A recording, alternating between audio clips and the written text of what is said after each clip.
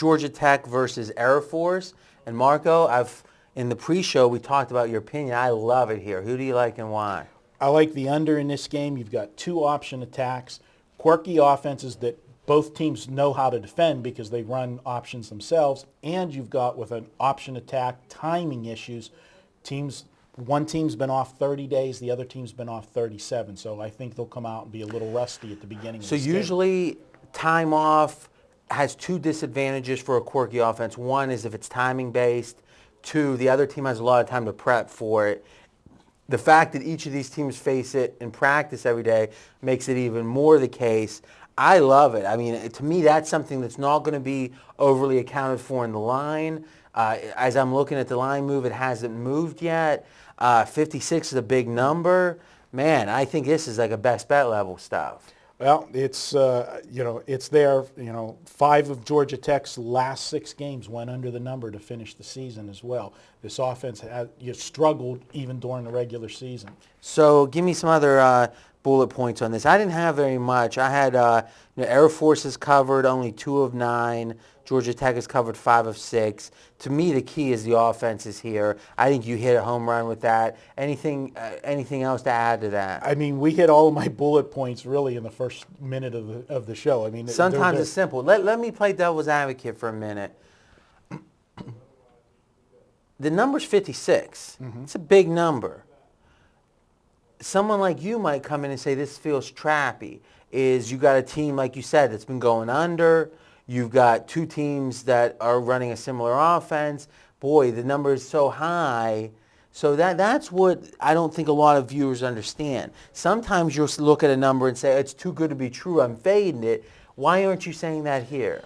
Situation, when it comes to over-unders, I know that lines are going to be put up higher because Vegas knows the public just loves to bet overs. So when I see a number... Especially the more public a game is, and when you get to a bowl game, and this isn't one of the biggest bowl games, but there's more people betting this game than it's would during It's the only bowl game that day. Only bowl game on Monday. There's going to be a lot more people betting this. It's a much more public game than if these 2 teams played in Week 5 of the college season. Thus, if anything, the more public a game is, the more shade towards the over there's going to be. So you're saying in something like totals, there's not enough action to ever really trap?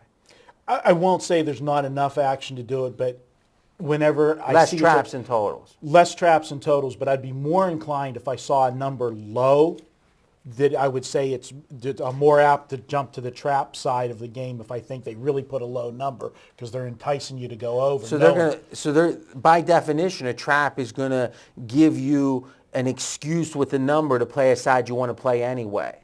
Absolutely. And since the public wants to play over, you think that they're going to trap you. They're going to trap you by giving you a game that makes you want to play the over, not want to play the under. That's good. I hadn't really thought about that. That's really interesting. Actually, I'm going to write a little note on that. I also would say another difference is if what makes the play to you obvious towards the under, if it's something that the public itself wouldn't really consider, then it's hard to trap with knowledge the public doesn't consider. And this, to me, this idea of the similar offenses and the rust of the bowl season, that's a next level type handicapping concept. So to me, maybe that's a good way to say it is if the thing that offers value is obvious to the public, the lines maker knows that too, and they're offering it to them. If it's not obvious to the public, you're more inclined to take the value. Right. Last thing I hate to see is whenever we have an angle like that and then you hear the talking heads on ESPN or something talk about the same thing. Then the cat's out of the bag. And if the Vegas is making it too easy to play that side, they probably want you to play that side. All right, give us your projection.